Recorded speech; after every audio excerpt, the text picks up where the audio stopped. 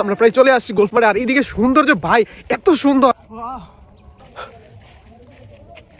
আমি নিশ্চিত আপনি এই জায়গায় না আসলে এই জায়গার সৌন্দর্য আপনি উপভোগ কখনোই করতে পারবেন না। হ্যাঁ, আমি বলছিলাম শ্রীমঙ্গলের গলফ মাঠের কথা। এই জায়গাটি এমন এক সৌন্দর্য যেখানে শীতের এই মৌসুমে পা রাখলে হঠাৎ করে মনে হয় আমি কি সত্যি বাংলাদেশে আছি। চারপাশ শুষ্ক ঘাস, গাছে গাছে লালচে পাতা আর এক ধরনের নিস্তব্ধ বিস্তৃতি যেটা চোখে পড়ার আগেই মনকে ধরে ফেলে। এখানে সবুজের কোনো ভিড় নেই, নেই কোলাহল, আছে পরিষ্কার নীল আকাশ, ফাঁকা মাঠ আর বাতাসের ধীর উপস্থিতি। এই সময়টায় শ্রীমঙ্গলের গলফ মাঠ এমন এক আমেরিকান ভাইব তৈরি করে যেখানে দাঁড়িয়ে থাকলে কয়েক মুহূর্তের জন্য মনে হয় আমি বুঝি অন্য কোনো দেশে চলে এসেছি। হ্যাঁ, এই ব্লগে আমরা ঠিক সেই অনুভূতিটাকেই ধরতে চেয়েছি, যে সৌন্দর্য খুব জুড়ে কথা বলে না, কিন্তু একবার অনুভব করলে অনেকক্ষণ থেকে যায়। তো এবার চলুন আমরা গলফ মাঠের গল্পের ফ্ল্যাশব্যাক থেকে ঘুরে আসি।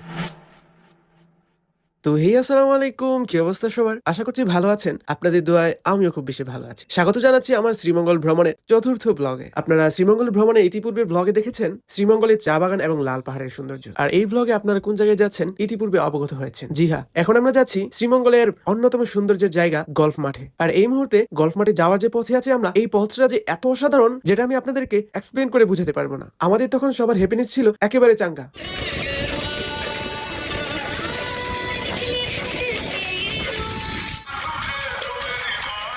তো এমনই চলছিল আমাদের গলফ মাঠের যাত্রাপথ। আসলে মজার এবং আনন্দের বিষয় হচ্ছে আমাদের গ্রুপের সবার থেকে বেশি এনজয় করছিলাম আমি, কারণ এমন এমন পথ ধরে আমরা যাচ্ছিলাম, আমি তো পুরো পাগলের মতো হয়ে যাচ্ছিলাম। আর আপনারা তো জানেন আমি কতটুকু প্রকৃতি প্রেমী। তারপর আমাদের অনেক পথ আসার পর যাত্রার বিরতি হয় কোমলগঞ্জ বানুবাজারের চৌমুহনা পয়েন্টের কোনো একটা জায়গায়, যেখান থেকে আমরা সকালে কিছু নাস্তা করে আবার ছুটি আমাদের গন্তব্যের উদ্দেশ্যে, যেখানে আমরা অনেক অনেক পথ পাড়ি দেই, গ্রাম শহর পাহাড় সব পাড়ি দিয়ে চলে আসি আমরা আমাদের সেই কাঙ্ক্ষিত গলফ মাঠের কাছে।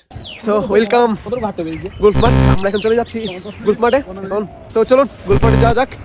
আমি খুব এক্সাইটেড গলফ মাঠের জন্য, কারণ অনেক সুন্দর ওয়েদার দেখছি এখানে। সো চলুন আপনাদেরকে সাথে করে যাই। ওয়েদার দেখতে পাচ্ছি খুবই ভালো, ঝকঝক রোদ উঠছে। সো চলুন যাওয়া যাক। কত তো বন্ধ আছে, আমরা এই যে অন্য এক রাস্তা দিয়ে ঢুকবো এখান দিয়ে। সো চলুন, চলে আসছি। এখন আমাদের প্রায় এখান থেকে মেন রাস্তা থেকে আমাদের প্রায় হাঁটতে হবে প্রায় 10 মিনিটের মতো, তারপর আমরা পাবো নাকি গলফ মাঠ। এখানের ওয়েদারটা একটু শুনেন, দেখেন একেবারে নিরালা। আর এদিকে হয়েছে এখানে একটা বিল আছে, আর আমাদের অনুভূতি এত সুন্দর, প্রাকৃতিক সৌন্দর্য দেখে আমাদের অনুভূতি ফুরফুরা হয়ে আছে, কিন্তু আমরা গলফ মাঠের কোনো খোঁজ পাচ্ছি না। যদি আমরা শুধু অজানা পথে হাঁটছি, দেখা যাক আমরা কি মাঠ পাই। তবে আশা ছাড়বো না, দেখি আমরা গলফ মাঠ মনে হয় সামনে। আমাদের বললো 10 মিনিট হাঁটতে হবে, তো হাঁটা শুরু করছি আমরা, দেখা যাক কোন পর্যন্ত যেতে পারি। সো সাথেই থাকুন। একজনকে এখান থেকে জিজ্ঞাসা করলাম গলফ মাঠ কোন দিকে, উনি বলে দিল আসলে থ্যাংক ইউ ওনাকে বললাম, উনি বললো ওইদিকে। সো চলুন, যেহেতু আমরা পেয়ে গেছি চলুন।